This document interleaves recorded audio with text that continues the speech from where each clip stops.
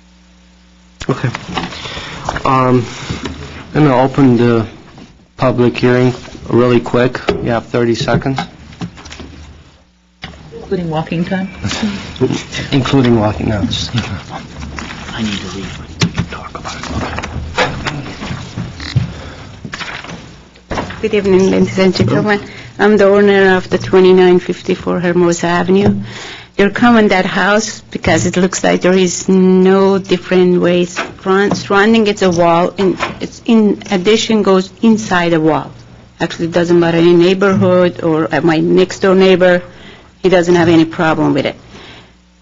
But the design, that's the best design we could do it for that land, because you see it comes like rounded.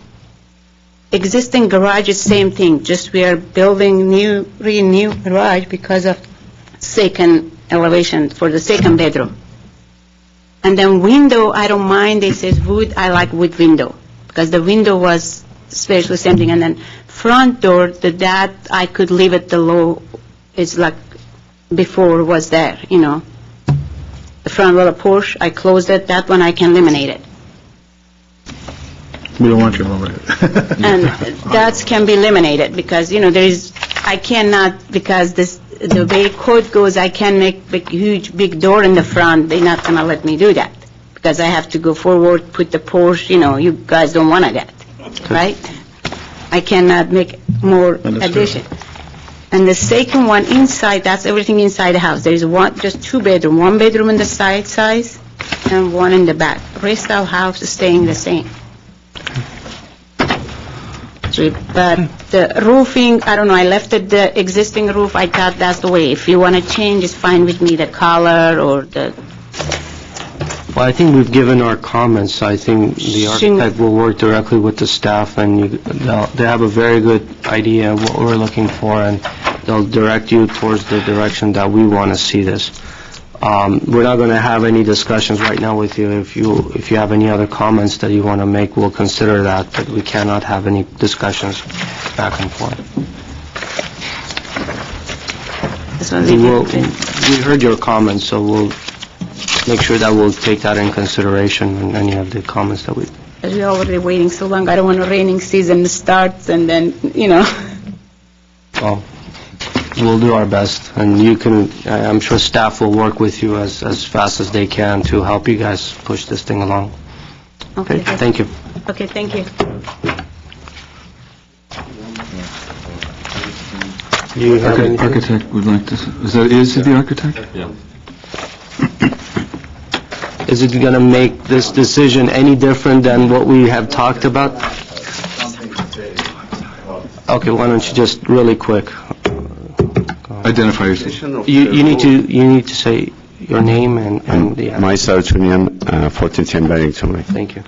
Articulation of the roof, I couldn't do it because there is no room to make a ceiling higher and lower because of the height, and if I go more lower, I'm gonna be more lower than the street. I'll just say one quick thing. I don't want to have a discussion back and forth. That was just one comment. You don't need to do that. In general, the overall design needs to be in a higher quality design. That's all. If it's only materials, it's okay. not. That's what Ms. Laura was saying, is that we don't want you to come back with stone cladding on the building and say we have the... I think the detailing, the architecture, the way that it's been addressed, all of that needs to be all incorporated into one.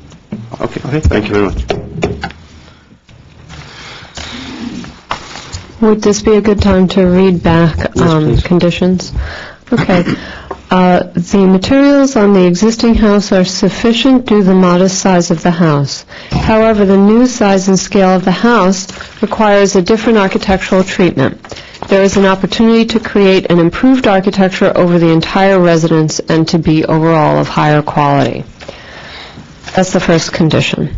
Second, enhancing the entry at the north face may be key to provide a sense of hierarchy, and that the north elevation should appear as the front.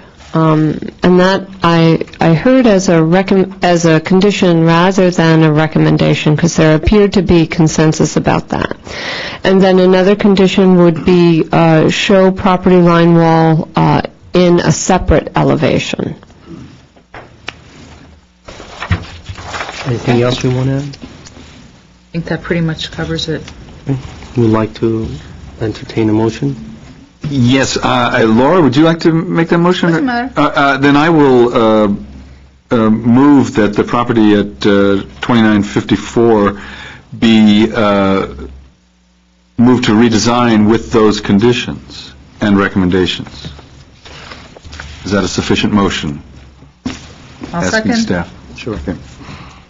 Okay, I have a first by Mr. Carter and a second by Ms. Friedman.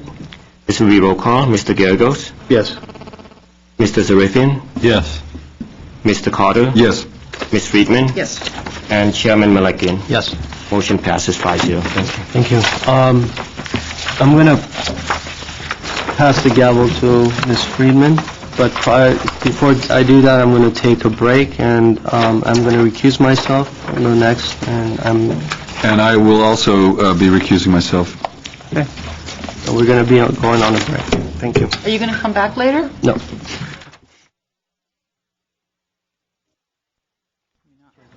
No, I mean, that one. Okay, I just want to be sure that the speaker cards get back in there later. Sure, I'll take care of this. How are you doing? Okay. Back after recess? Yes, good afternoon. Chairperson Friedman, board members. The last item on today's agenda is case number 2-PDR 2007-100-A. The project is located at 1749 Allen Avenue. The applicant is Hamlet Zorabians, and the owner is A.E. Galshian. This is a proposal to construct a new 6,648 square foot, two-story single-family home with an attached four-car garage, and those would be two tandem spaces, on an existing 58,850 square foot lot zoned R1R, Floor Area District 1. Because more than 50% of the exterior walls and roof of the existing home are to be removed, this is considered a new construction, and it falls under the new construction standards for R1R properties. This was last reviewed for preliminary review back on October 18th, 2007.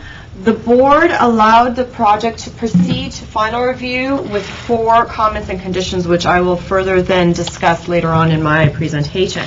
This particular submittal is for final review. The project, given its nature, is exempt from CEQA, and the existing one-story single-family home was constructed in 1959 in what's most resembling a contemporary ranch style. If you'd like, I will proceed on to just a brief description of what you saw back in October 2007 versus what is being proposed today. So you see before you here, there essentially, and there is a topographic survey directly underneath the site plan. There is an existing one-story residence. It's best viewed also in the photographs as you see here. It's set atop a hillside. There is an existing building, lawn flat building pad underneath it as well. There is a common driveway that provides access to 3 properties. And so the common driveway, because this particular project essentially is considered a new construction, rather than a remodel or addition, it had to go through the standards variance process to provide, and forgive me, I don't know if I need to speak into the microphone, I believe. Is that rough? But a standards variance was approved in order to allow for a driveway not to be directly on the property. And this variance was approved by the zoning administrator back on January 31st, 2008. Again, as you see in the photographs, there is an existing hillside. What the applicant and the property owners are intending to do is to actually excavate underneath the existing single-family home and then utilize that space for an additional story. So what is essentially a one-story home would now become a 2-story home. There is an existing 2-car garage which will be essentially demolished, and the current proposal, whereas the previous proposal featured 2-car garages side by side but somewhat angled, they are now proposing 2 tandem spaces within a 4-car garage. There is a landscape plan that has also been provided and has been updated, and I will now just proceed into the comments because that is essentially the meat of the matter that we're discussing today. Can I just ask a question, so I understand what I'm seeing? Yes, of course. Comments? So, looking at the aerial photo, are they going to be extending, is the house extending that into the back, what's now the backyard?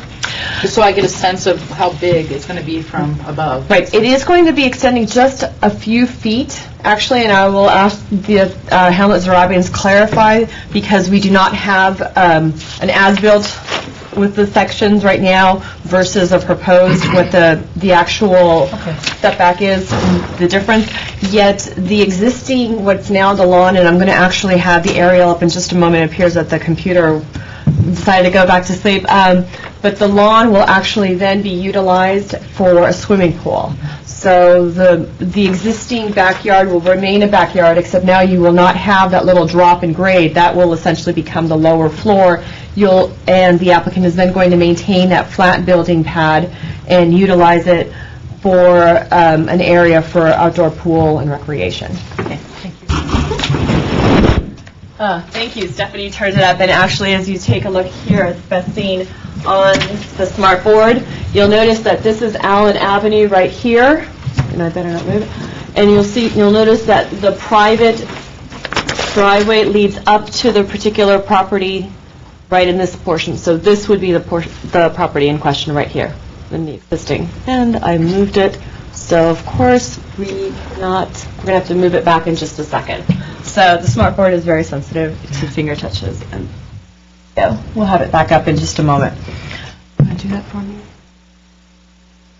I don't know how to. You don't know how to? Okay. Then I will definitely do that in just a second.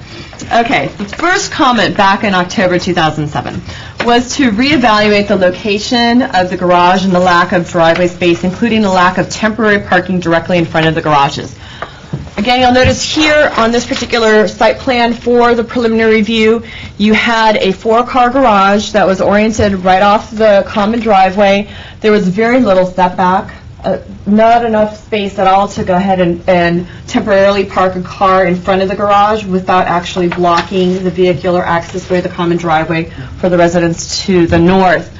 What you see now, the applicant, Hamlet Zarabian, the architect, has come back and now has actually set the garage back a distance from 24 to 29 feet from the current property line. So there has now been ample room provided for temporary parking in front of the 4-car garage, which does not block the common driveway. And instead of having 2 side-by-side 2-car garages that you sort of give the massive appearance of a larger parking garage, what has now been proposed are 2 tandem parking spaces. So essentially from looking north up the hillside, you'd only see what's essentially a 2-car garage. Looking south directly onto the property from the common driveway, you'd only have the appearance of a 2-car garage. So they've minimized the overall look of the previous 4-car parking garage. The second comment that the board had was to consider reducing the size of the home to less than 6,000 square feet, thereby only having to provide a 3-car garage. And again, this is a zoning code issue. Once you have a home that is less than 6,000 square feet, only a 3-car garage is required. The applicant has reduced the overall size of the proposed project, and this would be down from 6,954 square feet to what is currently proposed at 6,600 approximately square feet. There has been a slight reduction of around 300 square feet. It still necessitates a 3-car garage, but the applicant felt that they've addressed the board's comment because previously there was great concern that you had this appearance of a 4-car garage, and now by providing 2 in tandem, that the applicant felt that this addressed the board's concerns. The third comment was to reconsider the architectural style of the house to be more compatible with the designs of the surrounding home. What you have up here before you, what was previously reviewed for the preliminary design, is what the architect and staff had deemed more of a contemporary Mediterranean home. This included precast trims around the doors, windows, and the parapet. It was a warm beige color with dark brown accent trims, wrought iron detailing, and a pronounced entry surround. one that, again, obviously was in contrast to the surrounding architectural styled homes. The board also criticized this particular contemporary Mediterranean for being not only comparably larger in terms of massing and scale, but again, for not being compatible with the surrounding primarily lower scale ranch style homes in the 1950s. The applicant met with Stephanie Wright, the senior urban designer, and myself on a number of occasions in response to both the design review board's comments as well as the audience's comments and staff's comments. The applicant has responded by providing what we consider a more modern ranch interpretation of a home. As you note here, the structure employs a steel frame, exposed steel frame. You have inset wood windows that maximize the light and view, and you'll notice here that's most evident on the rear south facade, where you have expansive windows and doors leading out to maximize the views overlooking Glendale. There is an existing flat gravel, the previously existing flat gravel roof has been replaced with a multi-level standing seam patina copper roof panels. You'll notice here on the color materials board, it's best evident there. There are roof lines, there are wide overhangs, window banding accentuating the horizontality of the overall structure. The balcony was also most redesigned. What you noticed here before you, there were balconies in the rear that were just small, somewhat juxtaposed projections off the second floor. Now, instead of having just balconies, there's a wraparound balcony, and again, that sort of accentuates the horizontality and creates like this strong element that again sort of breaks up the appearance from the south. Such or horizontal emphasis and the window detailing is much more typical of a traditional ranch style home and obviously much more compatible with the surrounding structures. The materials, again, provide, you have that copper standing seam patina roof, you have the expansive metal mullion windows.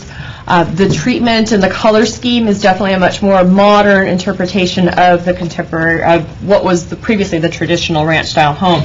Therefore, the current style obviously is much more, staff felt that would be much more compatible with the existing surrounding ranch and mid-century modern homes than the previous project.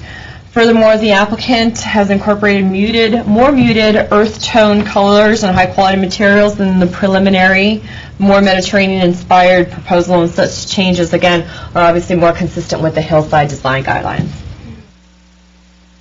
The fourth comment was to provide several digitally altered photographs taken from surrounding street intersections and neighborhood locations, which include simulated images of what the proposed home and massing would look like from different vantage points.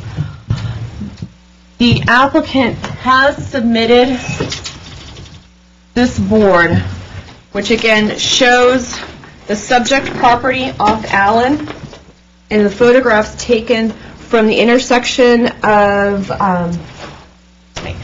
from Thurber Place and Foothill Drive looking up, from Allen and Foothill Drive looking up, from Ransom Street and Allen looking up, and also from Via La Plaza and from the south. So you'll notice here very little of the home is actually visible. And because the home is being actually tucked underneath the existing single-story home, essentially the applicant wasn't able to provide digitally altered photographs because the home is not visible from these particular intersections that the board had requested. And again, that's something also very different, because if you were to go ahead and look, if you were from the Burbank side, you would see little pinpoints. But again, the primary home, which is now existing, that single story off that common driveway, would essentially, that massing would remain, and then the massing would go underneath. So, and forget, because the board has specified from the, from the intersections surrounding the property, and this is in response to what the board had requested.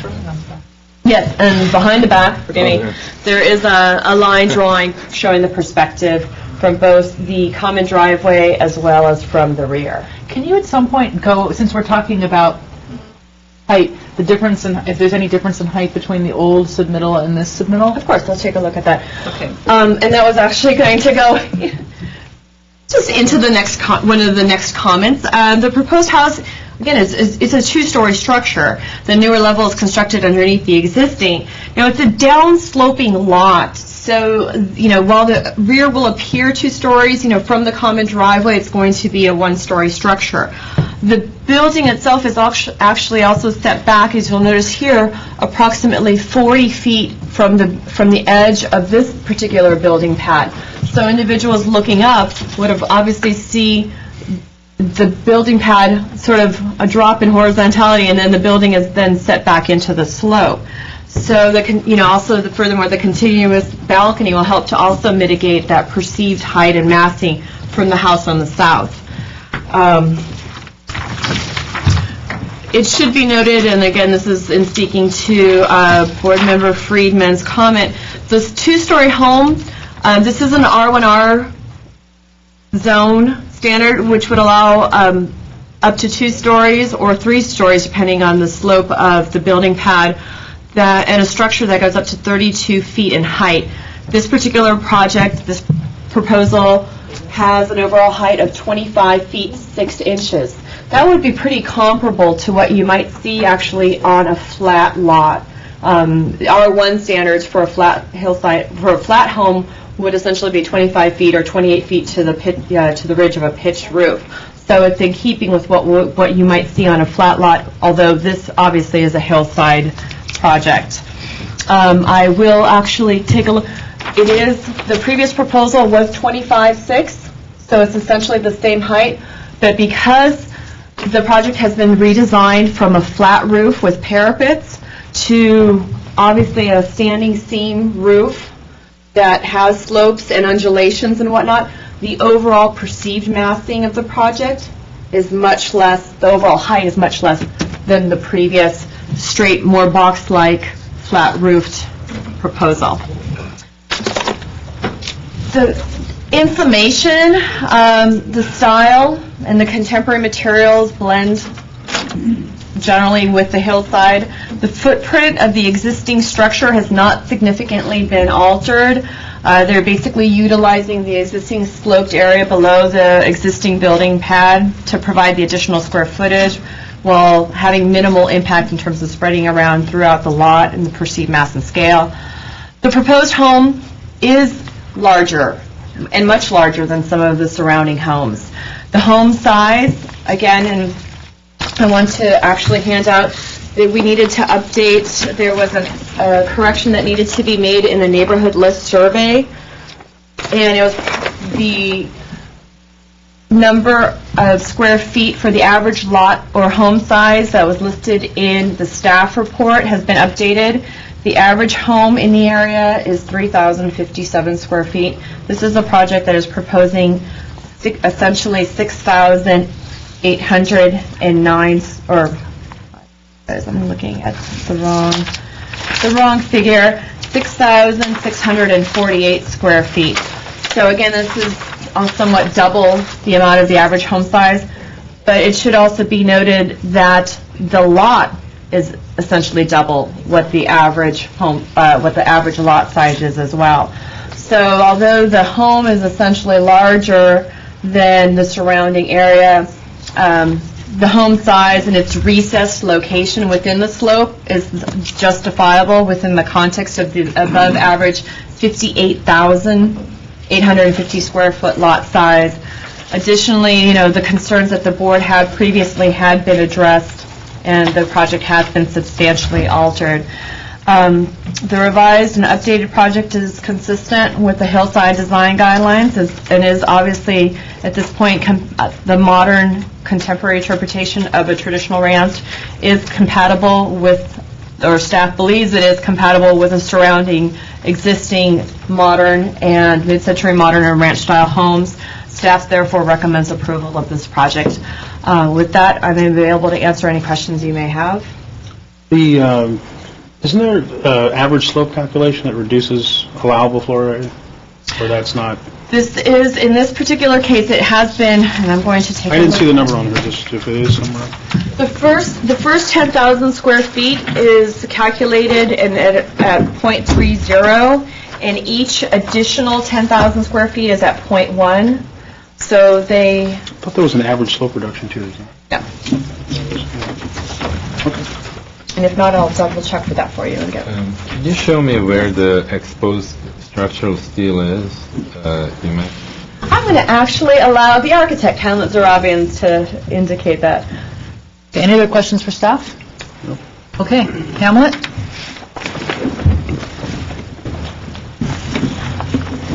Please state your name. Yes. Good evening, Chairperson Friedman and members of the board. My name is Hamlet Zorabians. I'm the project architect. My office address is 3800 La Crosse Avenue, Suite 209, Glendale.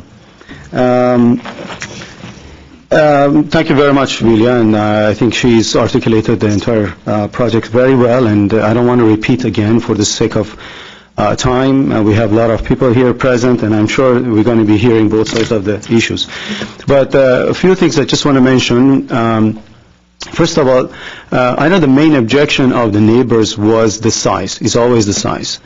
And as we explained it last time, and I presented in such a way, it's not only that our lot is twice the average size of the lots, but it's 3 times average size. Because the average, if you look at in your charts, this 22,000 square feet is the average lot size. But this being a 58 something, so approximately 60, you would say it's approaching at least 3 times. So the FAR, average FAR, not even the allowed, but average FAR, as it exists there, is 15%, and what we are proposing is only 11%.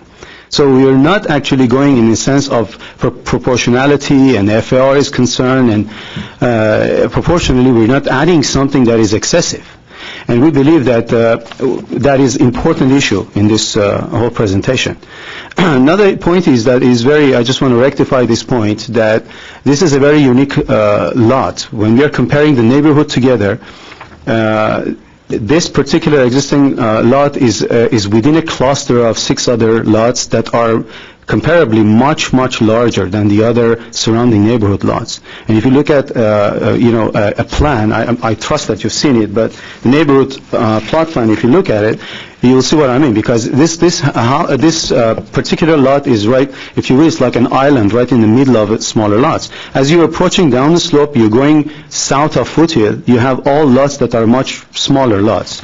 So the houses that are built on this particular lots, they're actually rather larger than what is average is there. If you look at large in your charts, for instance, there are a couple of houses that are much larger than the average, which we have houses there in the neighborhood of 4,448 square feet. So that's lot 8, for instance.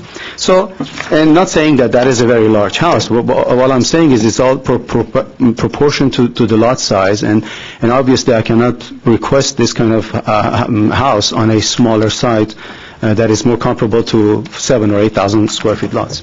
So these are points that I wanted to rectify. I know that Vidya very nicely put it together. Another couple of things. It was mentioned, there was a question about the height. I just want to clarify that before it goes out of proportion. The height that we had for the single-story appearance of the building from the private road used to be maximum 15 feet. And because I've introduced roofs to the flat roof, only in the middle area I had to raise it to be able to articulate the roof. So we raised it 3 feet only. So previously the height was 25.6, and it's true. But if you correctly look at it, only in the center of the building is 28.6. So that's, again, much lower than what is allowed in the hillside. So saying that, I just want to mention a few things that I think it's worthy to mention. As far as the design is concerned, obviously the previous design that we had, we've been directed by our client in the first time go-around, and they really wanted to have a contemporary kind of Mediterranean look. And they didn't like to have slope roofs and so on and so forth. So we approached that approach, but we brought it before the board as a preliminary, if you recall. And the reason I'm mentioning these few items is because I'm sure that not all of you were at that time present. So then afterwards, we kind of went back after the comments that we received in the last go-around, we went back and started, kind of entertaining some other styles. And this was one of the styles that was more in keeping with the neighborhood. And obviously, as Lilia presented the project and she talked about it, we're going to use very high quality materials. We're not talking about any shortcuts here. And as you can see, generally speaking, the building is designed in 3 segments. One segment to the east will be the garage and more of a service area, if you will. And on towards the west side, we have more of the bedroom quarters. And right in the middle of it, where we have the living room, which cascades down with the step, going into a very beautiful deck there, because we have astonishing view from there, and someone needs to really design it so that we can actually capture that. What is interesting is that that's why we made that center portion with glass frame, and it's also very transparent. So actually, when you're driving by, you're going to see 2, if you will, segments that are kind of sandwiched in between with glass, and they're connected with each other. And to answer Mr. Zarifian's question, that steel frames are right in the center. When we have the entrance, we have the 2 steel frames and a horizontal one that kind of It's inside the building or outside? No, it's outside. It's exposed outside, but the glazing that we are proposing is between. Oh, it's a big frame that... Yes, exactly. And what we are trying to do is, because we have a copper roof there, and the copper is going to be returned over the fascias, what we're going to be doing there is that we just let the material of the frame be different, but we're going to be painting it, you see. So the glazing in between the frame is going to provide that kind of a true look, if you will, and it's going to be kind of very transparent. So as you're driving, you're not going to be seeing a wall, a very long wall, but you're going to be seeing segmented, kind of. And so it gives us an opportunity also from the swimming pool side to be able to have more fenestrations there. And in this particular style, which I always communicate that from the beginning with my clients, is that this style or similar styles will have better opportunity to have a more view and more glass area rather than Mediterranean style. So if there's any questions. Yeah, I have a couple of questions. So I actually had a similar question. So I'm just, with the reproduction, just trying to figure out which is the exposed steel and which is the wood. I can show it to you if you want. That would be great. And also, I know this changes color, but is this like how it comes and then it becomes green over time? Yes, or is over time it becomes green. So it will eventually, that's why you did that? In about 6 or 7 months it becomes green. Yeah, if you wouldn't mind coming up for a second and just showing us. Absolutely. You also have to just really schematically draw the old plan out. Yeah, sure. Just so you know what it is. Let him do this, and then you can have him do it the way you want him to do it. Okay. All right, so these are actually the frames that we have. This is what you see. Those are all steel frames. So the one's horizontal as well? As well, not the eaves, though? Or not the like eaves? that? No, like rafters every 8 feet or so. Is that a... Oh, you mean these? No, those are wood. Those are wood. So it's a wood frame that's going up, vaulting in the room? No, it's just basically wood corbels, if you will, or supports. Okay. The reason is because we have kind of more of an overhang than just short. So it's going to be some sort of, in ranch styles we see commonly that whenever we have more overhang, we kind of have some sort of a support there. Yeah, I was just thinking, because you're vaulting those ends, so I just was wondering if you're vaulting the room and that's the tail that's coming out. And the gable ends are vaulted. No, we haven't talked about the inside. It's possible. It's very possible. No, just the way it looked. Yes. So this is wood here? And this is wood? Yeah, those are wood. These are wood. That's wood. This is the metal, because this is metal, and then this is wood. Exactly. Because the reason was that this has to be steel, because of what we are trying to do here is because of... do the steel on... We can do that. I'm just asking you... No, actually it's a good idea that this could be continuously. Yeah, I mean, I would think you'd want it to be this, it looks the same in the rendering, and... Well, because the paint color is the same. I understand, but that's why I'm wondering why you didn't make it... It's because... It's the expense? It's not the expense, it's just that I have to do, because of the, large span of glass, obviously, I gotta have some sort of a... No, I got the steel, I didn't know why that was wood. I thought it was all... Well, I mean, we can actually match it, and, you know, I don't remember it, but I mean, maybe at one point of time, we were thinking about to have that steel. I mean, it can be done, because that's a header, essentially. And then the glass on the front, Yes. how does does it rest inside the steel, just like a regular window, or does it jet out or in or anything? No, it's right between it. So if if I have an I-beam, for instance, it's an edge profile, and it goes up, and the wood frame just sits beside it. So you're going to have this being a steel frame, and the glass will be attached to it. Now, it's going to have some indentation, obviously. It's not going to be just butting against it.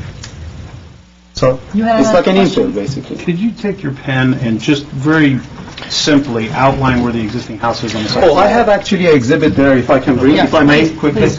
Yeah, you can bring your exhibits up. Yeah, because that's what I thought, maybe, I didn't know. It's okay, you don't have to rush, you're in our question time now, so you're okay. Did you need me to get up then? It's a small. Oh, it's a small? We can do that. Okay. It's 11 by 17 too, so I can handle it. I thought it was. I thought it was the first class. What about booths?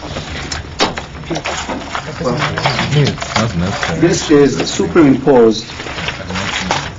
This is a superimposed version.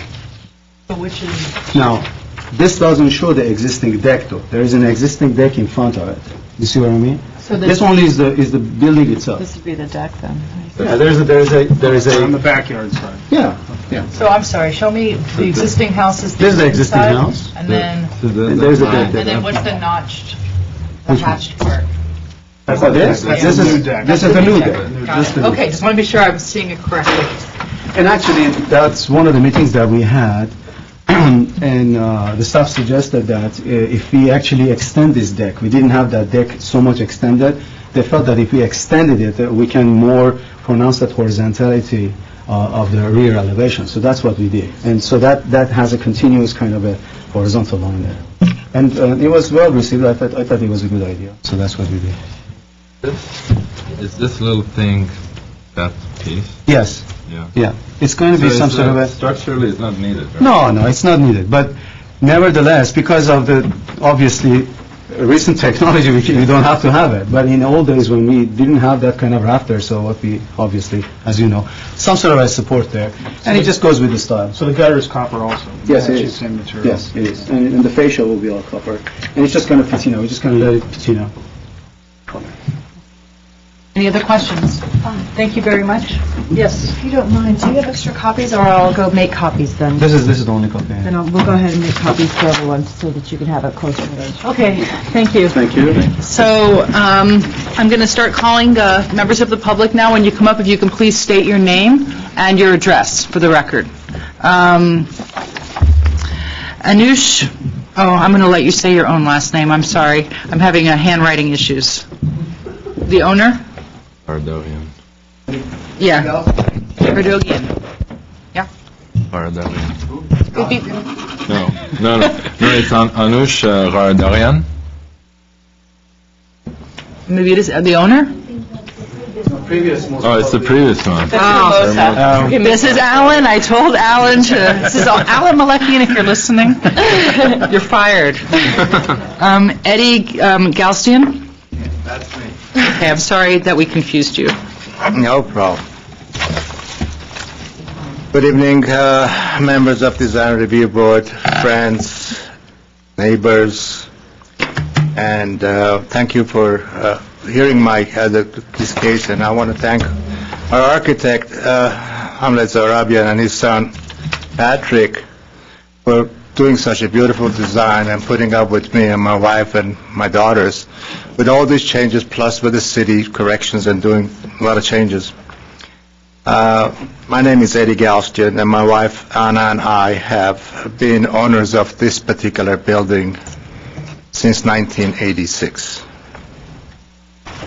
I have been a resident and a proud citizen of City of Glendale since 1978 and have witnessed substantial amount of positive growth and revitalization of our city. We have been trying for several, maybe access of 10 years now to do this project. to build this, our dream house, that is, which is 1749 Allen, where we first established our family and raising our children. All of my thoughts and opinions are agreement with those expressed by my family members about our project. As mentioned before, we have truly compromised with the city's staff, and I want to thank you for that, involved in our home design with respect to the style, size, and various other neighborhood characteristics.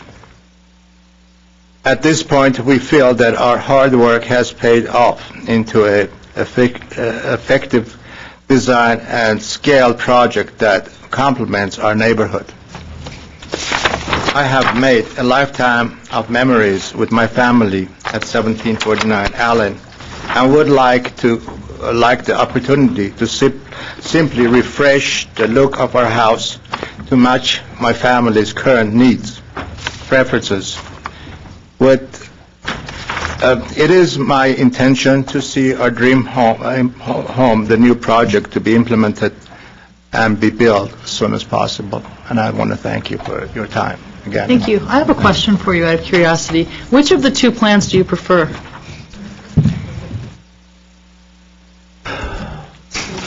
I won't hold you to anything. Question to ask. You don't have to answer it. I was just curious. I was hoping that you would say you preferred the second one, but... I do. It's a very good answer. Okay. I shouldn't have put you on the spot. I apologize. Thank you. Thank you very much. Phil Kazajian. Thank you.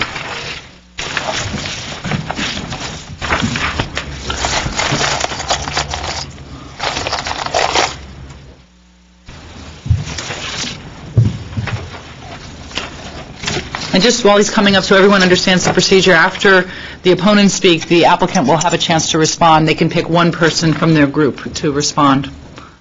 Okay. Please state your name for the record. Yes, Phil Kazanjian. You want my address and everything? Yes, please. Okay, yes. I'm a neighbor. I live at 406 Glendale in Glendale. And actually, I've lived in Glendale since the early 70s.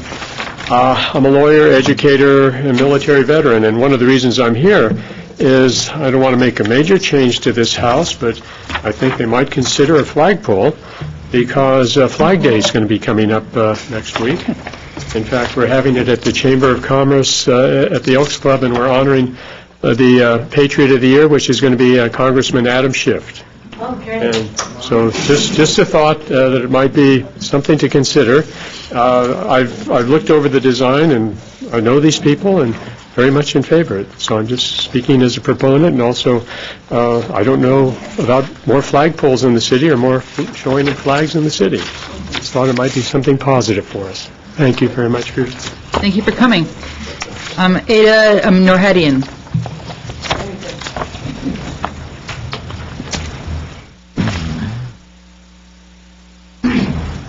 Hello. My name is Aida Norhedian, and we live at 1759 Allen Avenue, almost just north of this project. And we've been living in this house since 2000. And we are in favor of this project, and we've been in favor of this project from the very beginning. We think it has a very positive effect on this area, and basically we're happy to be here and just approve previous design, existing design, both looks very good, and it's a positive for the neighborhood. Okay, thank you very much. Sure. Amy Galstinian.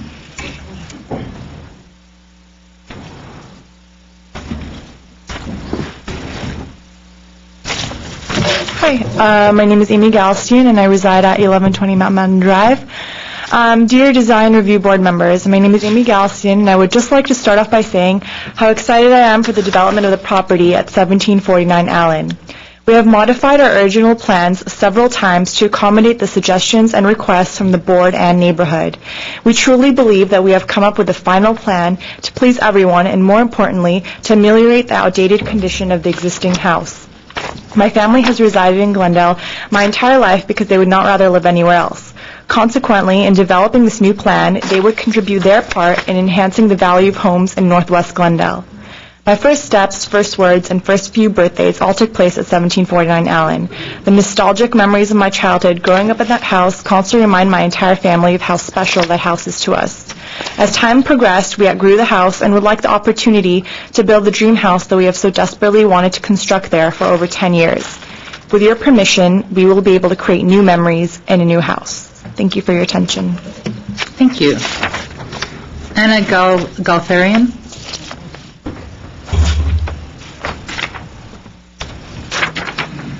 Hi, my name is Anna Galfayan, and I reside presently at 1120 Mountbatten. I am one of the owners at 1749. And we did spend the last 8 months on polishing our plans to improve design at 1749 Allen to account for all the comments, recommendations of both City Design Board review, also neighborhood. As it has been noted extensively, we have redesigned our garage space in order to accommodate the new configuration and to have the setback. We did work on our square footage, and the present floor to area ratio for our house is about 11 to 12%, while for the average house within 300 linear feet is 0.15. The roof has been redesigned to essentially be a series of low pitch that will provide variation in height to increase the house compatibility with the neighborhood. I personally did, extensively compromised on my favorite style of the house in order to blend better with the neighborhood, so we have created the modern ranch look of the house. Also, I would like to mention that our house is nestled among trees and shrubbery on all sides. With the color and quality of materials to be used in the construction of the house, it will allow it to blend with the rustic nature of the surroundings. It is my sincere hope that the response of both Design Review Board as well as neighbors will be positive and we can progress to our next stage. Thank you. Levon Barabu?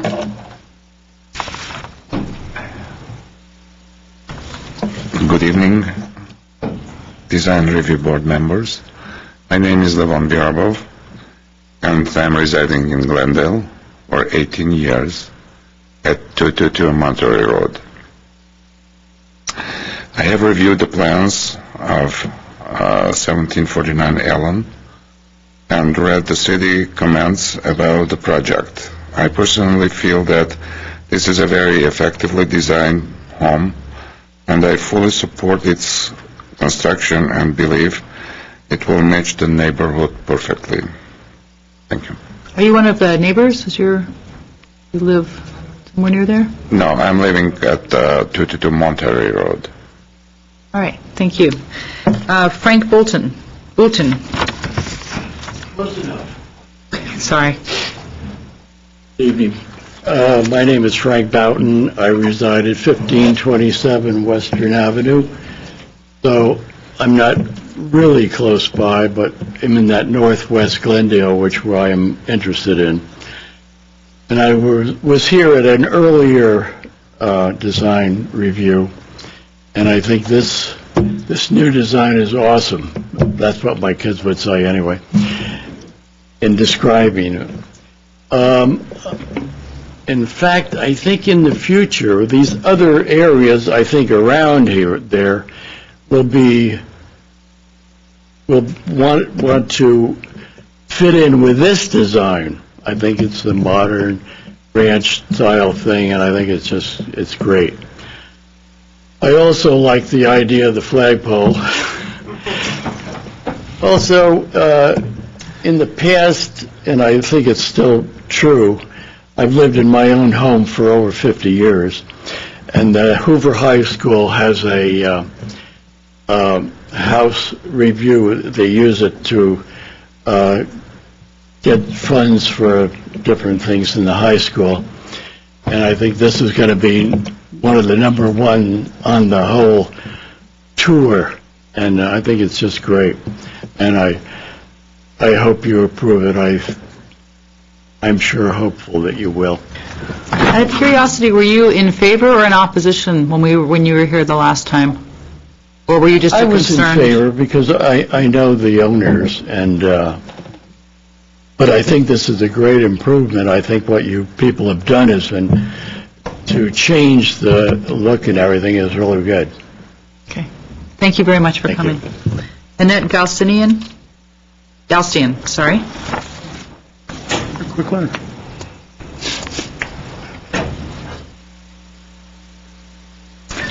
Dear Design Review Board members and residents of Glendale, my name is Annette Galstian, and I'm a resident of Glendale and plan to eventually reside with my family at 1749 Allen. I've been raised in Glendale my entire life and lived at 1749 Allen since the day I was born. Our family has contributed our greatest efforts towards compromising with our neighboring homeowners as well as the DRB and City of Glendale staff's recommendations. We have compromised as to the architectural style of our future home in order to make it more compatible with the surrounding homes and to resemble a ranch-style design. We have compromised on the original size of the project, reducing the overall scale of the home by several thousand square feet. 1749 Allen is not visible from the street and is actually secluded from the rest of the public who reside at the base of the mountain outside of the private driveway. It is quite apparent that our immediately adjoining neighbors who reside at 1753, 1759, and 1731 Allen have jointly expressed no problems or concerns with our proposed project. Our plans to renovate our home not only meet all the guidelines set by the DRB, but also include our compromised wishes to please others. Our proposed home was created with the intentions of meeting the compatibility and design elements of the neighborhood. Ultimately, this is going to be our home. It is going to be a place where we will return to at the end of the day. As a result, we would like it to represent both our family's desires and preferences while simultaneously maintaining the essence of the neighborhood. As a concerned resident of the City of Glendale, I ask the DRB to approve this project on the basis of its complete compliance with city rules and regulations. I'm certain that our persistence and determination to see our dream home constructed will continue until our plans are fully executed. Thank you for your time. Thank you. Nancy Wooten.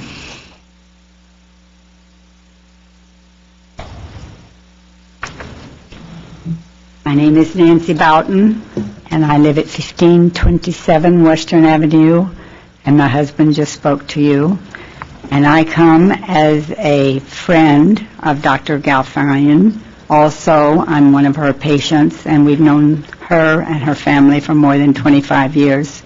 And I would love to see you approve this plan, which I think has really been worked on, and we were here for the previous meetings, and it seems like it should be approved, and I really hope that you'll do it so that this family can enjoy their dream home. Thank you very much. Thank you. Archer Gasmanian.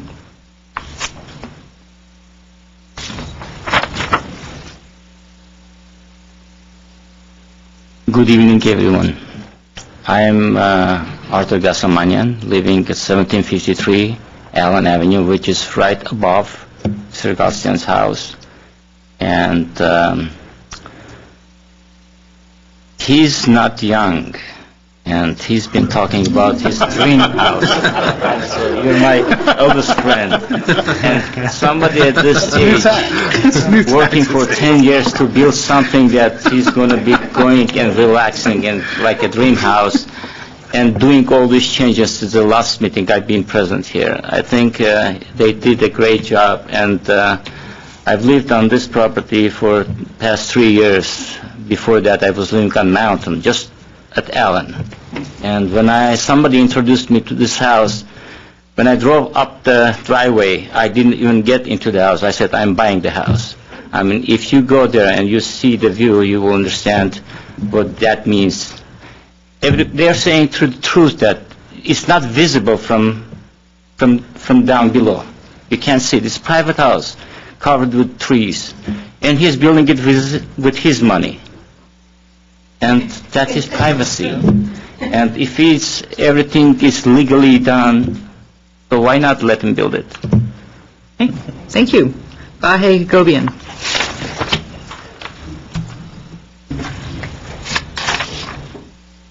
Good evening. My name is Vahe Akopian. I live on 906 Penshore Terrace.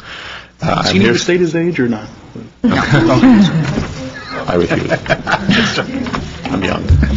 I'm here to speak in favor of this the project for the Galstians.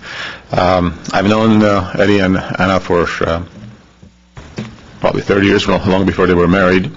We have been friends. We have done business together, and she has been my family physician for all the years that she's been practicing in Glendale, which is probably 25 plus years. I have lived in Glendale for 38 years, and 32 of it was in my current home, which I built. But over the years, when my children were born and they went to school and grew, I have had to remodel my house 4 times to accommodate the changing needs of our family. So there is a need for being flexible in accommodating families' needs. And I live on a cul-de-sac, and 2 other homes have had some remodeling done, but the other 6 have not. And I wish people like Galstian would move in and do a facelift to the early 1970s track homes that are on my cul-de-sac. Thank you. Thank you. Is there another Vahe here? Jacobian? Oh, yeah. I took this spot. That's okay.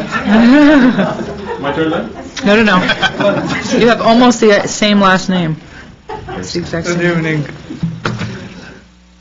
review board members. This is first time in my life. I heard many times there are other Vahes. Forgive me, state your name to the record. Oh, all right. Okay. I apologize. There are many Vahes with me in the same room. There are many Jacobians in the same room. I never heard another Vahe Jacobian in the same room.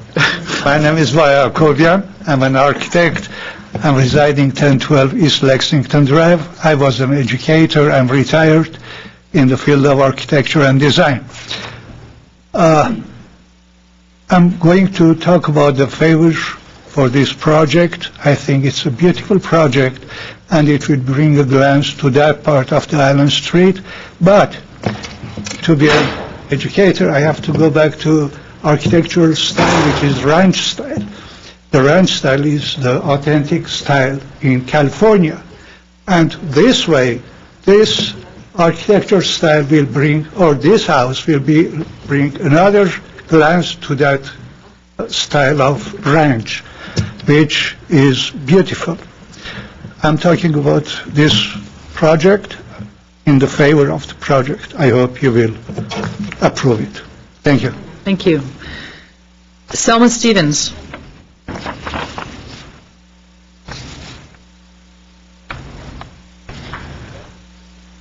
Hi, my name is Selma Stevens. I live at 705 East Stalker Street in Glendale.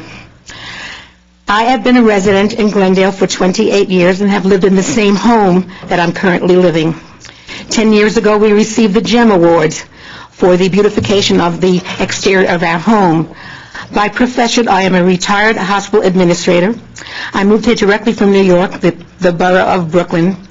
And thank you. And I am fascinated, absolutely fascinated with the council. I am a silent majority because I am not there in presence, but I do listen to it religiously on Tuesdays. Certainly did that this past week. And I also listen to the Design Review Board. And thank you, Ms. Friedman. I know you just went off being the chair a couple of weeks ago. And thank you for the work that you did. I used to listen to Elaine Wilkerson, followed by Mr. Hagani, and I'm very interested in the proposals that were made to change the process of the Design Review Board, that the Planning Committee would do the initial evaluation, and then it would go to the Design Review Board, and hopefully would cut down on some of the repetitious comments and arguments, and at the end maybe have nothing approved. And so I'm very much in favor of the new process. I have known Anna Galfian before she was married and before she was a mother of 2. She is my physician. Because I'm a hospital administrator, I know a little bit about medicine, and I didn't pick my doctor just very casually. I took her with a great deal of admiration and a great deal of kindness and a great deal of respect for her ability and for her family. I almost consider her a member of my family. She has always been there for me.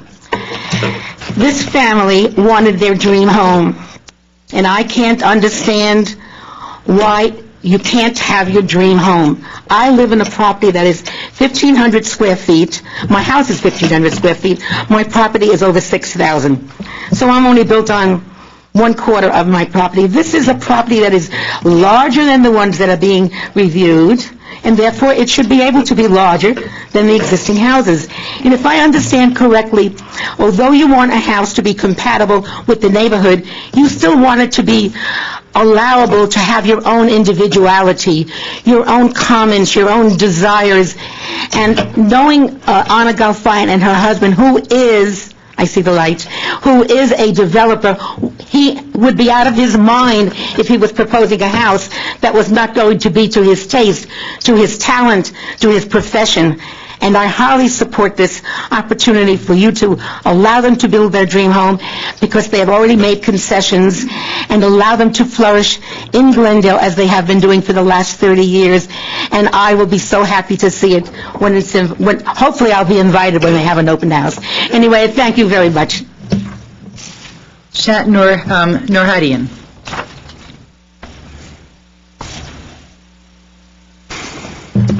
Good evening, Design Review Board. My name is Shah Noorhadian. I'm a resident of 1759 Allen Avenue, a direct neighbor of the property in case. Welcome, fellow neighbors. Haven't seen you in a while. I wanted to express my favor for the project. I was not present at the initial meeting, but seeing the revision from the old plan, I do agree with the rest of the board. And I would like to give my favor for the project. I believe it does add a great deal of value to the surrounding area, if not to the surrounding properties. So why not allow an individual, if the property has met all design review specifications, to build his dream house, to fulfill his American dream. Every family should be allowed that and shouldn't be deprived of that essence of the American dream. Thank you. Thank you. Ralph Lee.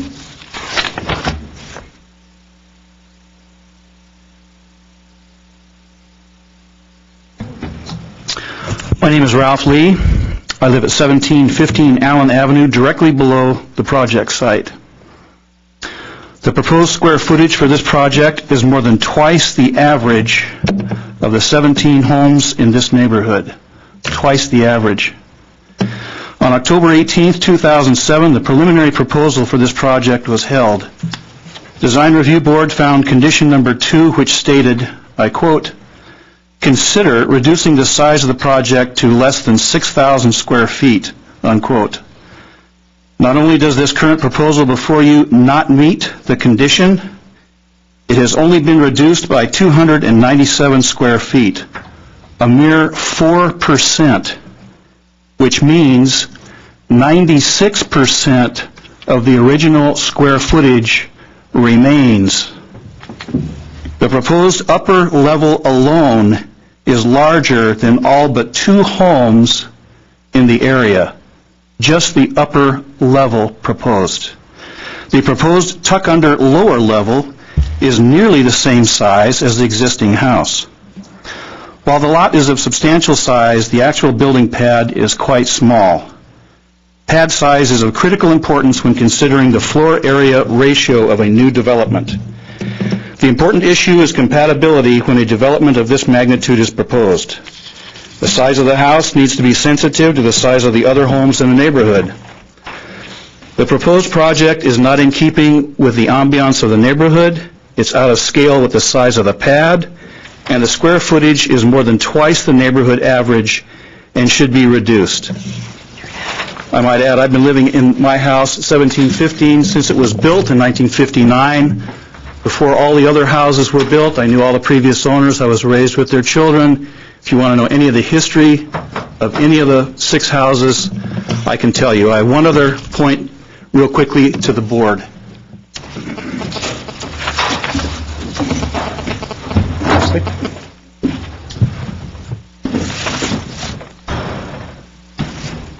Let's see.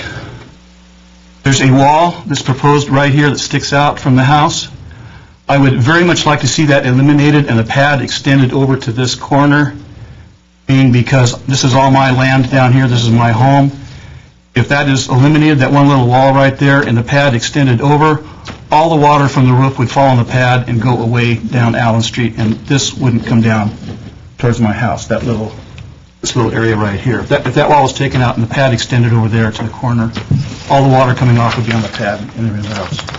You may want to look at the landscape plan, because he has a section there, I think that maybe addressing that condition. I haven't looked at it that closely, but... Oh, this here? Yeah. We still got the wall there, I think, doesn't it? Yeah. There's actually a swale that goes on the hillside that would catch the water. I know, I've cleaned that 1,000 times in my life, yeah, so I'm aware of the swale. Can you just point out on the plan over there where your house is?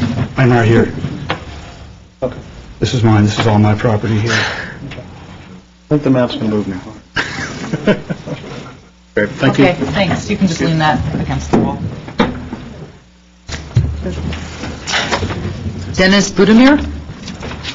Could you put our picture board up? Sure.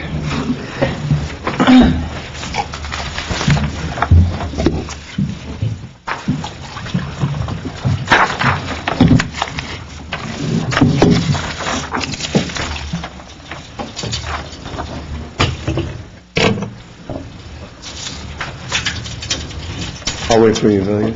Great. If you don't mind, just 1 second.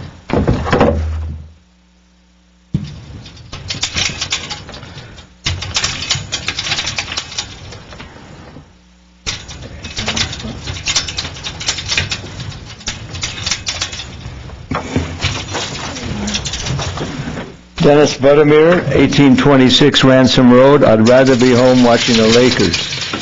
Can you put that on the screen, will you? Ladies and gentlemen, on December 5th, 2007, we all went down and supported the applicant for his application for his variance. To not have supported it would have been, in our opinion, unfair, biased, and without merit. Conversely, we have waited 7 months since the last DRB hearing in October '07 to see if they complied with the board's conditions, specifically with regarding request for the size reduction. Guess what, folks? They totally ignored the board's and the public's and the staff comments regarding the mass and scale aspect, which is stated in the staff report, represents the primary concern in the district.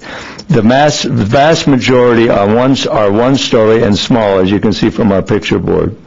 So what did they do? From the gigantic size of 6,945 square feet, almost 7,000 square feet, they are now at 6648, a whopping reduction of 297 square feet. In a humorous vein, probably the strain of reducing their home by that much was so overwhelming they had to lay down and take a sedative and a nap. Basically, there has been virtually no size reduction.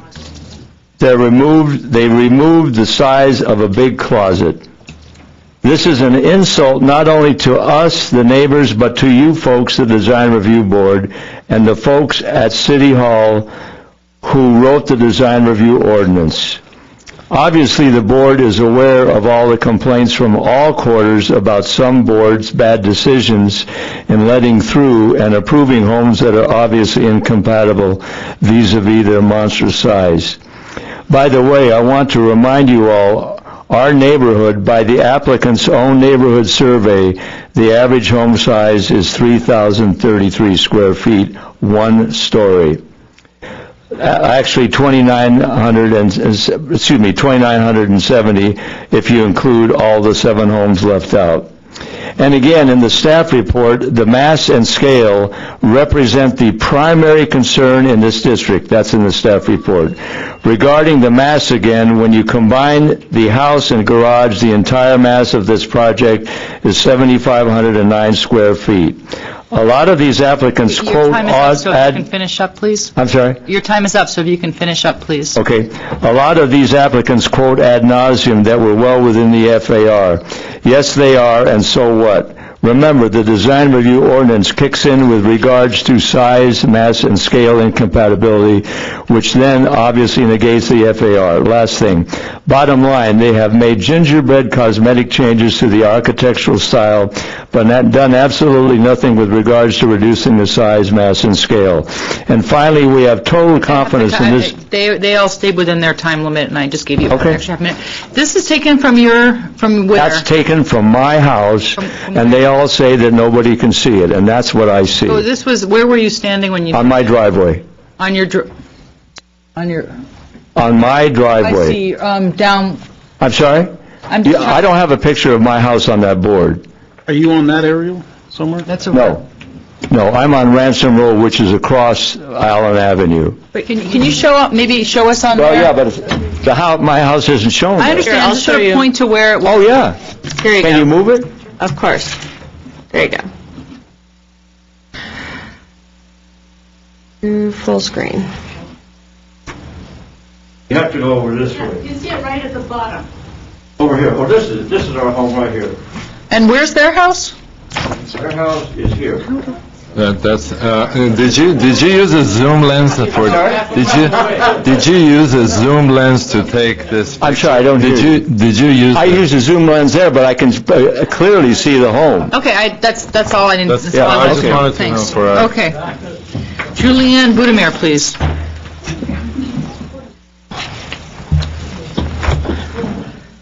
And let's try to keep our comments down.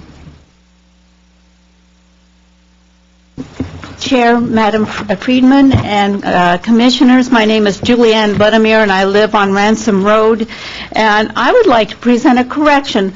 I really feel the design is a copy of a Frank Lloyd Wright prairie design of home. I don't see anything ranch about it. And all the copper facade on the roof is typical of Frank Lloyd Wright, then the elongated windows. So you could take that as a compliment rather than a ranch-style modern home. And on October 18th, 07, the board gave the applicant several conditions, one of which was condition number 4, essentially wanting to see what their project would look like from a different vantage points. We've heard from the applicant many times that the project won't be visible, nobody will see it. As you can see from the photos today that the applicant provided, that it's very favorable and it can't be seen.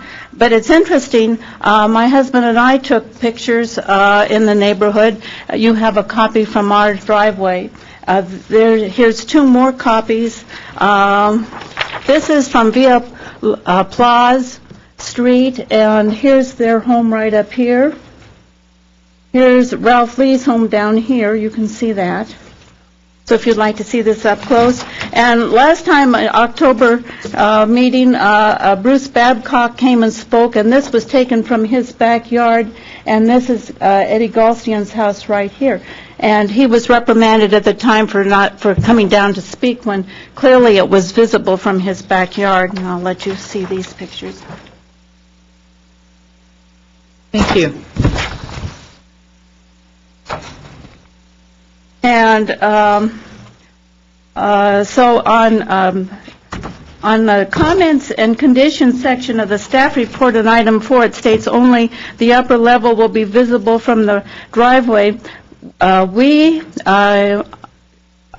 nor Mr. Lee, nor Mr. Babcock, nor the people on the west don't live on the private driveway, so maybe you can't see it from the private driveway, but you certainly can see it from all of our vantage points. And also mentioned in the architectural style and guidelines is the comments regarding the 6 lots joining the subject property, the fact that they are larger and than most, but again, from our own neighborhood survey, the list, lot number 1 from Mr. Gilbert, he has 40,900 square foot lot, and his house is 2,400. Mr. Lee's lot is 47,000 square feet, and his house is 2,600. And the last two lots, 40,968,000, have houses the size of 4,400 and 4,900, and these are the largest homes in the area. Okay, thank you very much. Regina Perry?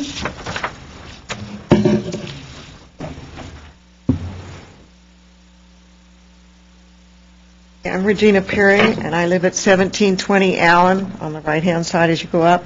I've lived in Glendale my whole life. I've lived in that house since 1971, and we do have a flagpole. The major issue is really compatibility. All the other houses are less than 4,000 square feet. When you look at this thing with the plus garages, you're getting to 7,500 square feet. It really isn't fair to foist this huge thing on our neighborhood. Design-wise, I really can't begin to call this thing any kind of ranch style like anything else in our neighborhood. It doesn't even remotely look like anything else. And I can say that I think if it was built, everybody from the freeway on up, including Bruce Babcock, will be able to see this thing looming over everything. And it's just totally not compatible at all. There's a few other issues, and I don't know if they pertain today or not, but anyway, it's always been mentioned on Allen there is an earthquake fault. Also on this property, very, very, very steep hillsides. And then, of course, the other thing is their little private road is where the trash trucks and the fire trucks and everything else go. And none of these people have ever lived here long enough, but we have had major fires. I've had to evacuate from my house. So these are all really pertinent issues, especially to this year when it's so dry. In closing, at the last meeting, Anna indicated that all our neighborhood should be upgraded to look like Beverly Hills, and all I can say is I don't want Beverly Hills. So if she wants Beverly Hills, go to Beverly Hills. Thank you. Can you point out on there where your house is? Was your house shown? This is me? No, below. Where am I going? Trying to figure it out. This is your house. Okay. Oh, you're right. Okay. We're on a private road. Okay, Peter Fruad? Pardon? Peter Fruad, please.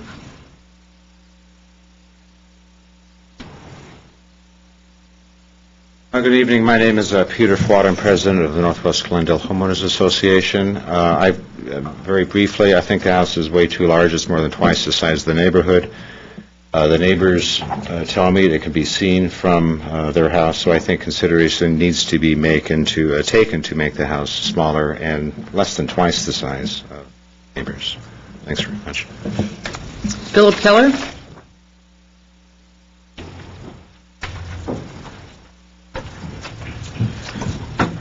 Hello, good evening, Chairman, board members, and city staff. My name is Philip Keller. I'm a board member on Northwest Glendale Homeowners Association, and I serve as its DRB representative.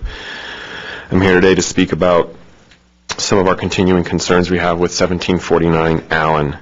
When this project was returned to DRB for its second submission, we were pleased to see that the new architectural style was vastly improved from the previous one. The new design is more compatible with the prevailing styles of the neighborhood, which are ranch and mid-century modern homes. We also applaud the applicant for reconfiguring the previous garage layout into a double tandem space. For 4 cars, this gives the street appearance of only a 2-car garage and better suits this location. Although we feel these are positive and needed improvements to this project, we cannot support it at this time due to its continuing mass and incompatible scale with respect to the surrounding neighborhood homes. This proposal still comes in, as you know, at a huge 6,648 square feet.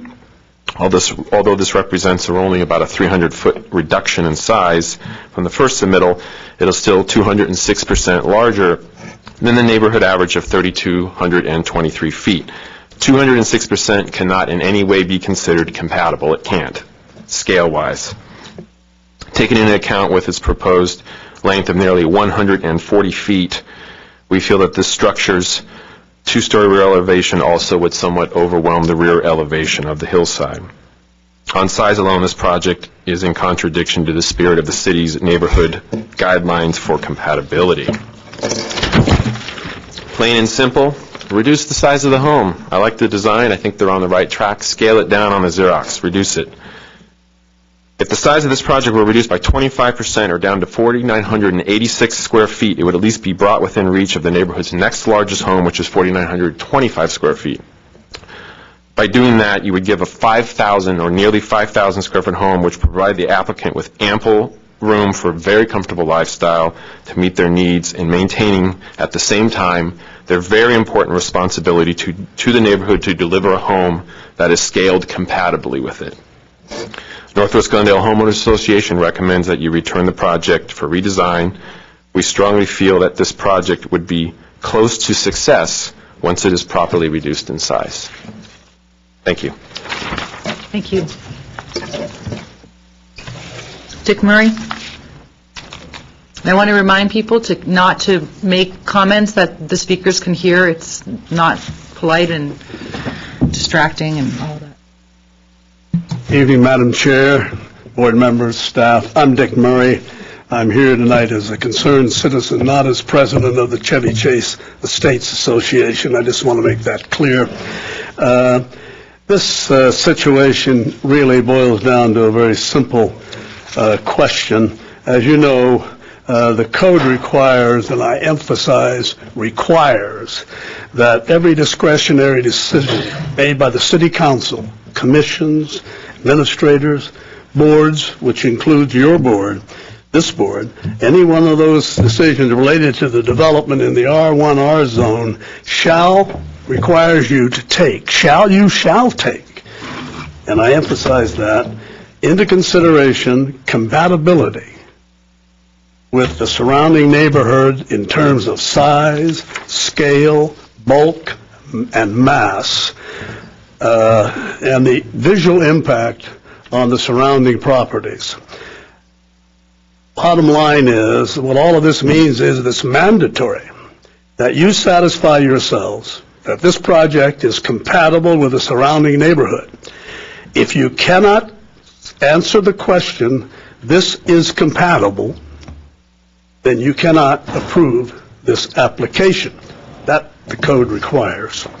You don't have to be an expert in architecture to realize that this proposed development is clearly incompatible. What could be more incompatible than a house that is twice the size of anything else in the neighborhood and is 2 stories compared to virtually everything else being 1 story? Gentlemen, ladies, that is incompatibility. It's not rocket science. It isn't a question of personalities and how nice this gentleman is. That's the code. I think you have to find it incompatible. Thank you very much. Thank you. Michael Tehan.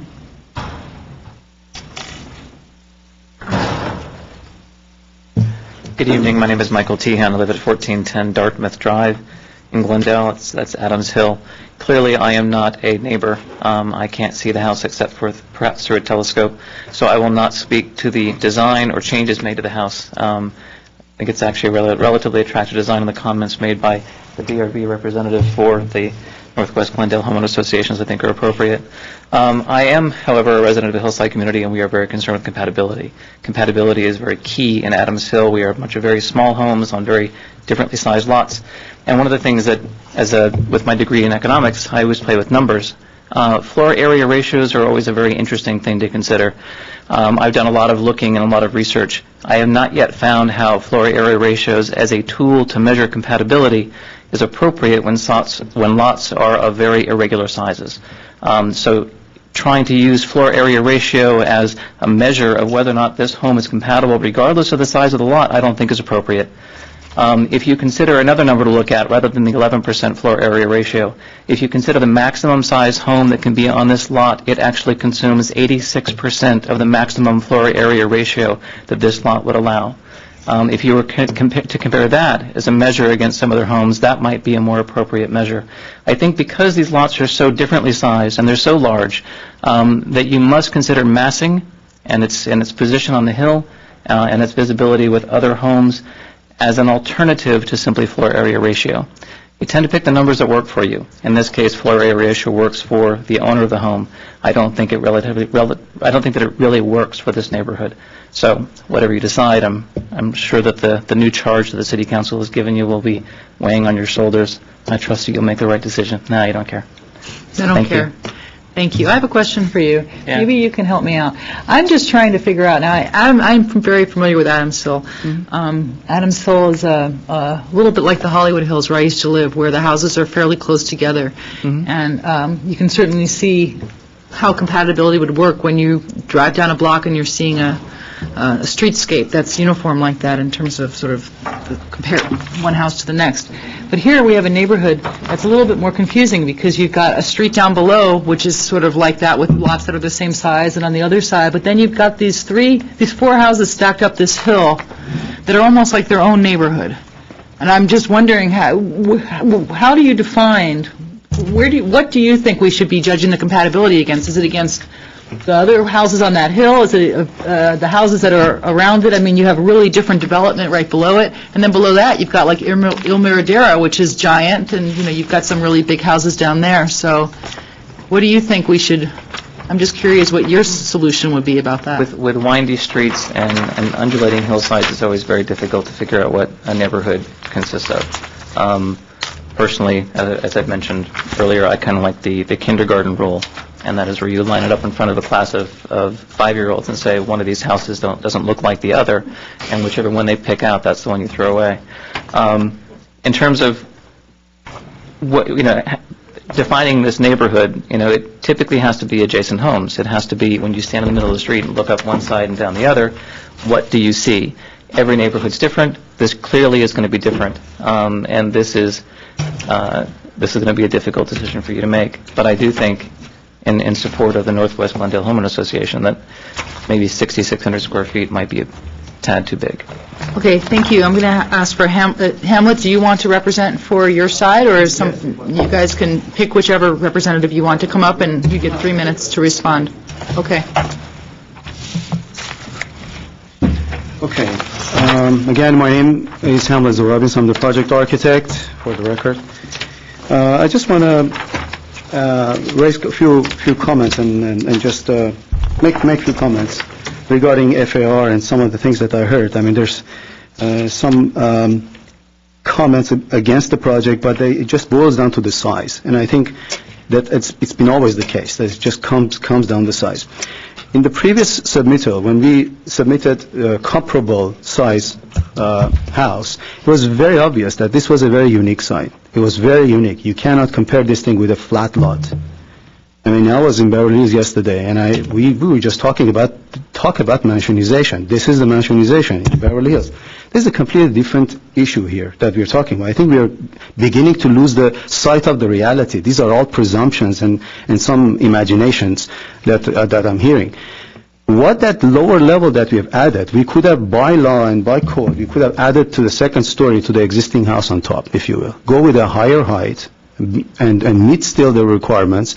It would have looked really bulky, very massive, and it's going to be visible from everywhere. That's not what we've done here. This is a very unique approach that we have here. Last DRB members, they saw these things.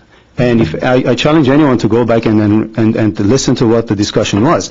The 3,000 square feet of the lower level that you see there is virtually a basement.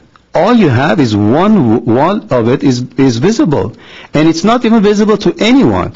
Any visibility that people are talking about is actually, they're going to be seeing the tip of the roof of what is there already, because we are not increasing any floor area, or we're not going above the existing one. That's one. Second of all, I think this is a great insult. I think they're talking about insult. I don't want to be, this is a great insult to me. We don't want the house to be visible.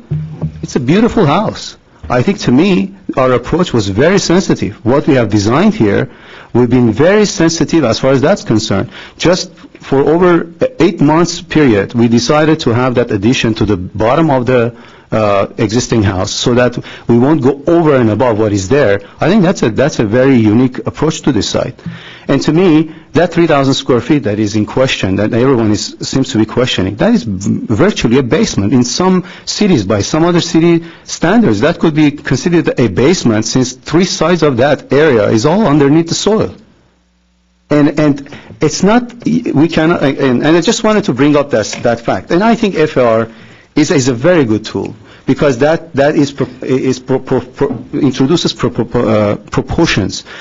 I think it is also another insult to say, if someone owns a 60,000 square feet lot with the 2 pads that we are seeing there, and it's just working out, and it was graded with this intention, and I have the documents to show you that was suggest that if there is any addition, it's more appropriate to add to the bottom level, and that's what we've done. And I think it's an insult to come and say, you got to have a building here for 4,000 square feet, and it has to look like what is existing there. I think we should be for progress. We should go forward. There are houses here that they don't even meet the... Anyway, I can go on and go on, and I apologize. And so I just want to say that as far as the size is concerned, I completely disagree with whatever I heard. Okay, I think we got it. Okay. Thank you very much. Appreciate it. Thanks. Okay, I'm going to close the public hearing. And to my fellow board members who would like to... I wonder if someone who was present in the last... I don't know who that would be. The only... Were you present? Yes, I was present. Well, I actually say congratulations, because I'm glad whatever you did last time was a help. Well, maybe fresh eyes is the way to go here. Well, sorry? Okay. I'll be relatively brief. I think I am very happy that we have design review. I'm glad we have homeowner associations, because what is up on the board is better than what was initially submitted. So I'm very thankful for the neighborhood participation. I think it's critical, and what makes Glendale different than City of LA or something. But FAR is FAR, and the idea is density and how much building there is in a piece of land or in an area. So, but I think what's important when you're saying numbers, you have to look beyond the numbers, because the numbers doesn't mean anything. In my opinion, this is a classic example where numbers don't tell the whole story. And, if they hadn't put the basement in, it would be a 4,500 square foot building. What is different with that drawing if it had no basement? I mean, that's why I'm saying to be hooked on the number, I think, is not the way to go. I think the criticisms the homeowner association had were critical, and I'm glad they were made, because the building that's on the wall is much better than what was done previously.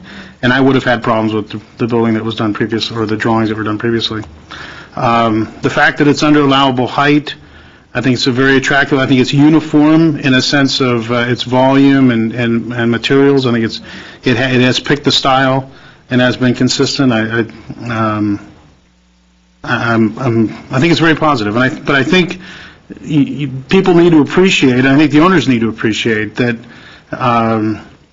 I'm more positive on this project because there was a neighborhood association, there was a sign review that pushed you from doing, honestly, a building that would have been at home in the City of LA, just another rather unattractive stucco building. So I'm actually very happy that the process moved along, and I'm coming at the tail end of it, but that's about it. I guess it's my turn, yeah.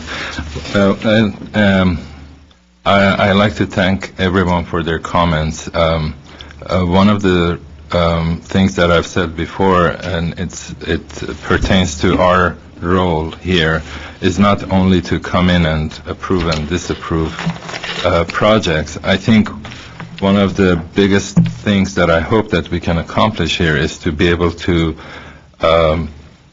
talk enough in explaining our points of view and do our best to be able to make sure that the neighbors walk away as friendly as they were as they walked in, and as friendly as they've been as neighbors, because that's what at the end of the day we hope that will happen, because one way or another one side is going to probably prevail and move forward or stop from their action. But as far as what I heard, I also think that FAR means something, especially that this, I'll just use one of the pictures that was taken by a zoom lens, which I can find it really hard to be able to think that even with a equipped eye, if you look at this, it will have the same impact. But what you see here is a single-story building. And after the building is done, what you're going to see is a single-story building.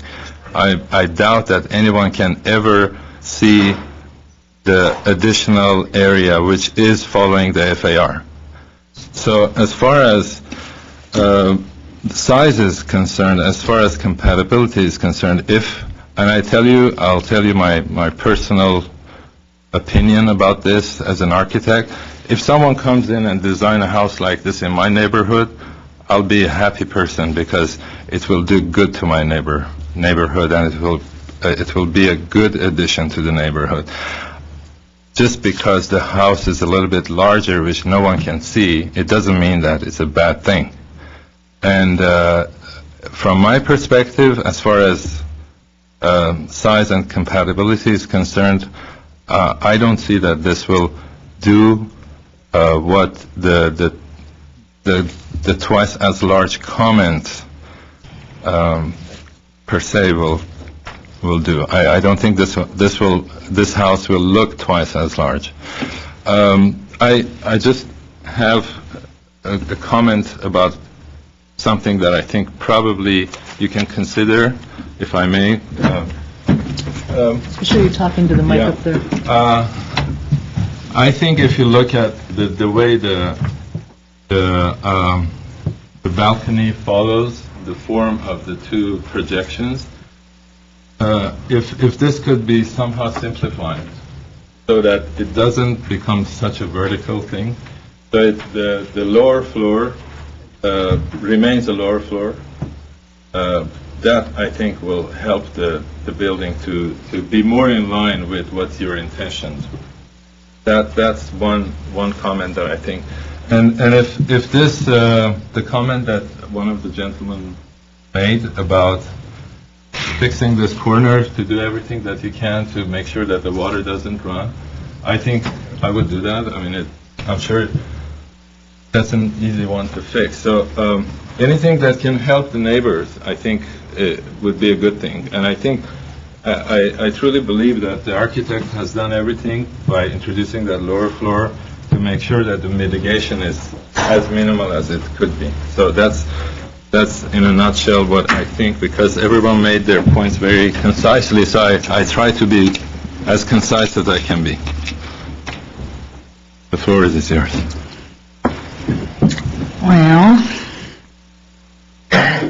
I think in this case that there's that everyone needs to realize that, and I don't mean to lecture or anything like that, but there's really no bad guys here.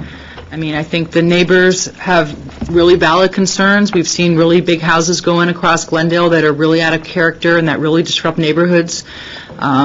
So, the applicants need to understand that this is not, no one's picking on you, nobody don't want you to have your dream home or anything like that. I think that there are very legitimate concerns, and I shared all of those concerns, particularly with the first application, which I thought was really, just would have been just such a huge mistake.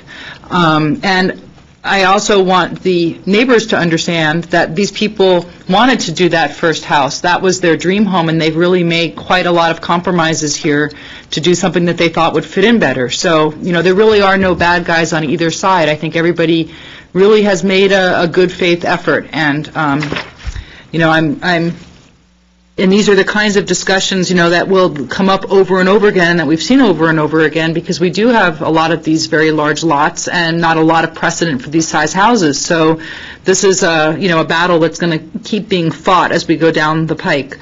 I'm very concerned with mansionization. I'm very concerned with large houses in general. I'm very concerned with mid-century modern housing tracts, as that's sort of my baby of, in architecture. The thing that I love the most in architecture is mid-century modern design. So I'm always very concerned when a nice mid-century house is going to be demolished and something is going to go in its place. All that said, I can support this project because I do think it handles the size very well. If you look at the footprint of the house is only getting slightly larger. The roof level is staying the same. They've used so much glass back there that I think that between the glass and the materials they're using, it's going to really blend in. I mean, there's a house, I was walking yesterday, and there's a house in my neighborhood that's 4 stories from the rear. But because it looks like something out of Mammoth or Big Bear, it's all wood. And that house has so much less of a visual impact than the 2-story house next to it. It's incredible. One house, the 4-story house just kind of disappears, and the 2-story house is an eyesore. So I agree that the square footage doesn't always tell the whole story. And in this house, because also they're building out and it's going back into the hill, it's, a lot of that size is sort of hidden in the front where people from the rear are never going to be able to see it. I have some minor comments about some of the design. I like the design in general. I was curious as to why some of the metal elements switched to wood, sort of seeming to be kind of random to me. I think that's something to think about.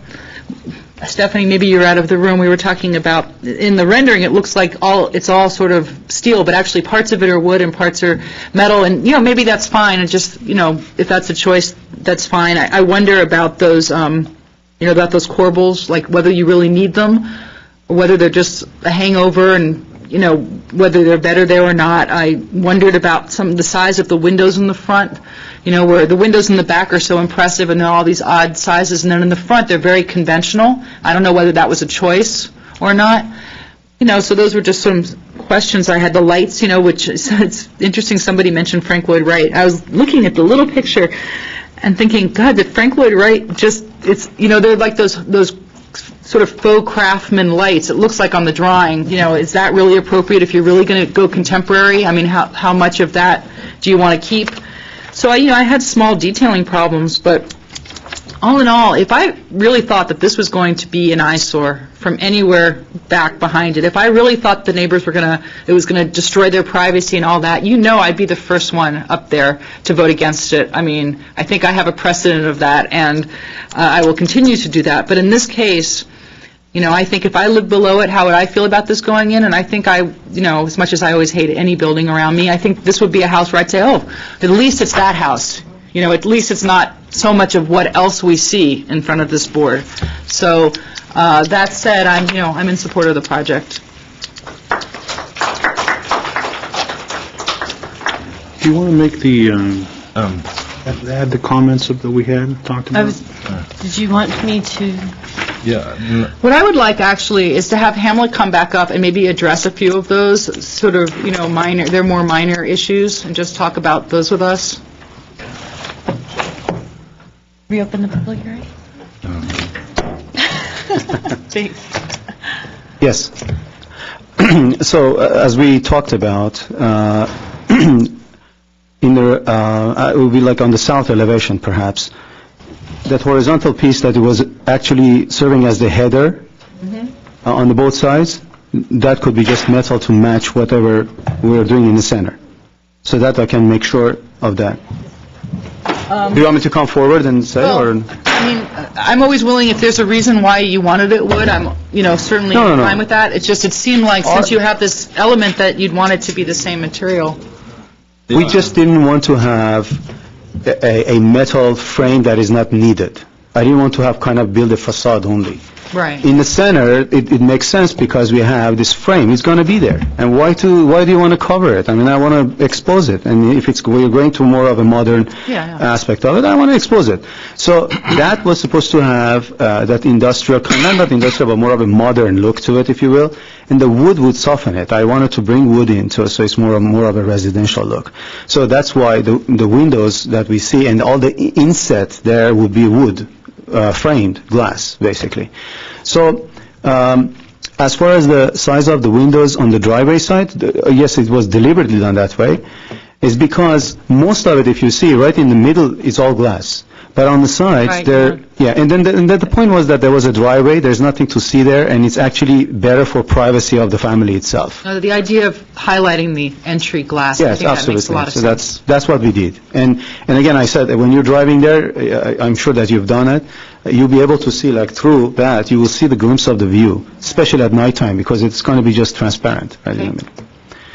And that was it. And also, may I address that, your concern? You were talking about the deck itself, I understood, right? The form of the deck itself that follows. Goes in and out. Right. If I can make it just square, rather than, maybe sharp corners, rather than having it all around. Probably somehow simplify it so it doesn't become kind of an Doesn't- extension of the... Okay. Yeah, I think, I have no it's something that needs to be studied. That's my recommendation in terms of making it less vertical and more horizontal. Okay. And as far as the light fixtures are concerned, I mean, if it's going to be a modern light, and I'm sure that back time, that was the most appropriate at that time we had to put it, but we're going to match it. Okay, thank you very much. Thank you very much. So, I would just, as considerations, that they can, if they want to, remove those corbels to give it more of a clean look, but, I'll leave that up to them. The wood, either way, the wood or the metal, I understand your, feeling and wanting to soften it, I'll leave that, this just, we'll put it in as a consideration, that way, if you decide you want to do it, you have the freedom to do it. But the one thing I think we should maybe make as a condition is the part of that decking part, just to at least be sure the water is not going to drain in some weird way down that hill. The decking, now, what I have here, and these are just to repeat and just to make sure that I have correctly drafted the language. One would be to consider revising the treatment of the balcony around the two upper-level bay projections to minimize any vertical emphasis. Okay, the second was to reevaluate and, if necessary, redesign how the flat backyard landscaping pad intersects the garden wall at the southwest corner of the building in anticipation of any negative drainage impacts. And the last would be to consider removing the corbels and then the wood versus the metal, I'm not sure. Unifying the wood versus metal. Unified treatment of wood. All right. So with those three comments, are there any additional? I'll make the motion. Before you do that, Oh, forgive me, Stephanie. So we have, I think we're clear on what is comments and what are considerations, what are conditions. But we have, as we mentioned, begun to include a record of decision. We have drafted something for you based on the staff report. Would you like me to read that into the record, and you can revise it as needed? Well, yeah, just so I understand, when we vote on that, are we voting on your comments as a record of decision, or the comments that we've made as a record of decision? Well, Very confusing. We offer this, and if it appears to be similar and in the intent of what your comments are, then that's why we're asking you about it, because we could recraft it if this, you feel, is not in line with your comments. I think it's in line with the comments. I think we should just vote on it because it's very vague and With the additional items. yeah, but they're Those asking us for become a comments and separate. conditions. Is there a separate vote? This is a vote to affirm the staff's report, basically, to agree with the staff report? Well, They make a separate vote to pass the project? Yeah, no, it's one vote, and the council had directed all of us to include in the record of decision some justification, if you will, or the reasoning, the logic that was used to come to that determination, and that would have to do with compatibility with the neighborhood and guidelines and so forth. And that's why those issues are are typically cropping up in the language that we draft for the record of decision that is compatible with the neighborhood and meets the intent of the design guidelines and how it does that. So we provide those summaries so that looking back on the project later on, there can, or anyone from the public can see what was the justification for that decision. So when whoever makes the motion would then be to approve with the following conditions and considerations, and to also affirm the staff recommendations? Right.